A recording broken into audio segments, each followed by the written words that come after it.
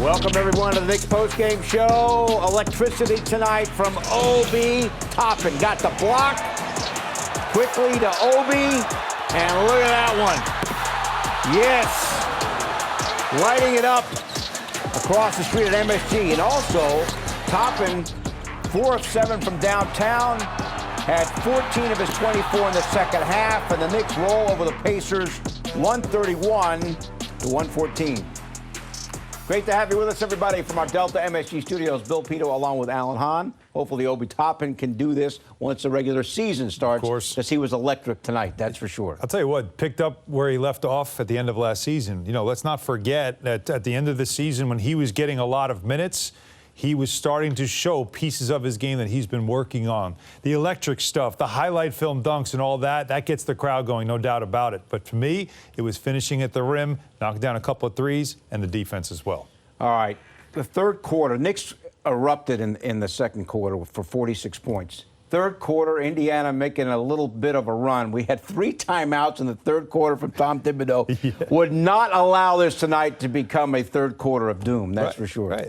I mean, it's a preseason game, but he's coaching it like, okay, this is the standard. And we talked a lot about coming out of the half and making sure you're not flat. That's the coach's quarter. It was an issue last year, and it looked like Tibbs wanted to make sure this is not going to be an issue this season. Now, one of the reasons why the Knicks were able to hold off any type of run in the third quarter was because Obi Toppin in that third quarter. And the one thing that I thought, everybody's going to talk about the dunks, and rightfully so, but he started off not shooting well from downtown, but I mentioned he finished the night 4 of 7 from three-point range. And if he can shoot the ball like that, needless to say, that's going to be a huge help for his game. Yeah, it's the way to demand time. You knocked down 2 of 4 from downtown at the half, but that's how you demand playing time. And this has been what the fans have talked about with Obi Toppin, the homegrown draft pick, is he's got to play it. How do you find him minutes when Julius Randle is in front of him?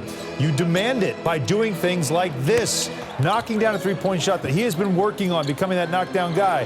So nice, I'll do it twice. In fact, he did it 4 times in this game, but it's also about some defense. I'll jump the route, and I'll finish. A little Statue of Liberty dunk, just one of several. Gets a piece here. So the block, the leak, and then the finish, and the point. That was for you, McConnell. How dare you reach in? And then he just saw the Mets score right there. That's probably why he was shaking his head. But the bottom line is that what you're seeing out of Obi Toppin is continual growth. That's what you love to see year after year. And when you get to year 3, it's kind of time to establish yourself for who you are as an NBA player. I remember, we've talked about it, the last 10 regular season games last year, Toppin averaged 20 per game. So that's what he's coming into this season off of. Of course, Immanuel Quickley last year also finished well. His last 10 games averaged 17.5 points per game. You know, you can say, well, the teams the Knicks were playing were out of it.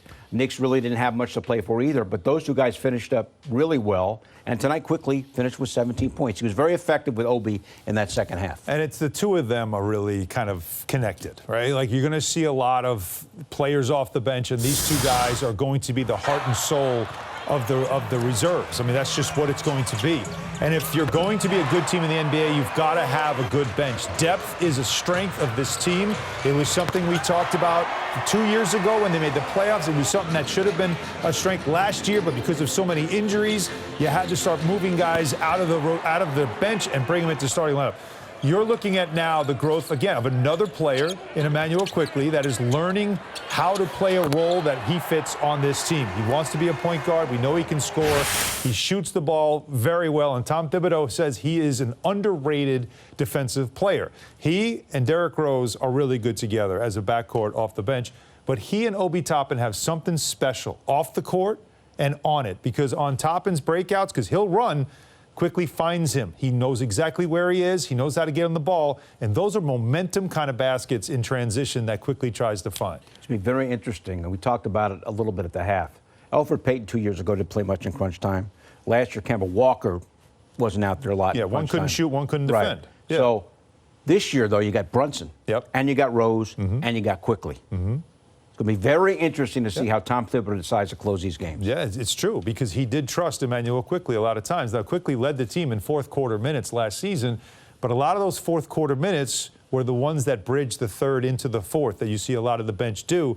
And he would stay with Quickley deeper into the fourth and then go back to his finishing group. So Quickley didn't always finish games, but he did play a lot of fourth quarter minutes, and it doesn't make them invaluable. Because if you have a lead when you're going into the fourth, you want to maintain that lead. If you're chasing going into the fourth, you want to cut it down so when you go back to your main guys, your starters, you want to get it close enough to try to make a push. So Quickley's role as a fourth quarter player is still very valuable.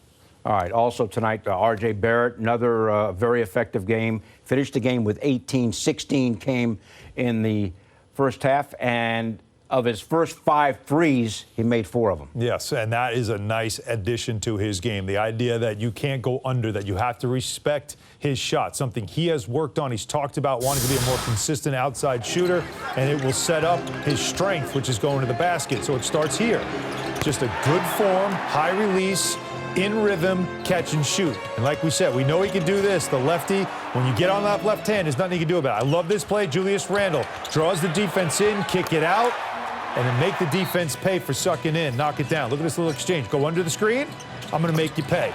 So as you mentioned, 4 of 5 from downtown in the first half. Second half, a little bit slower, but still, it's good to see him do stuff like that because he becomes a more dangerous weapon. This is another one of my favorite plays from the game. This was out of a timeout. That little exchange and then the screen roll for the lob.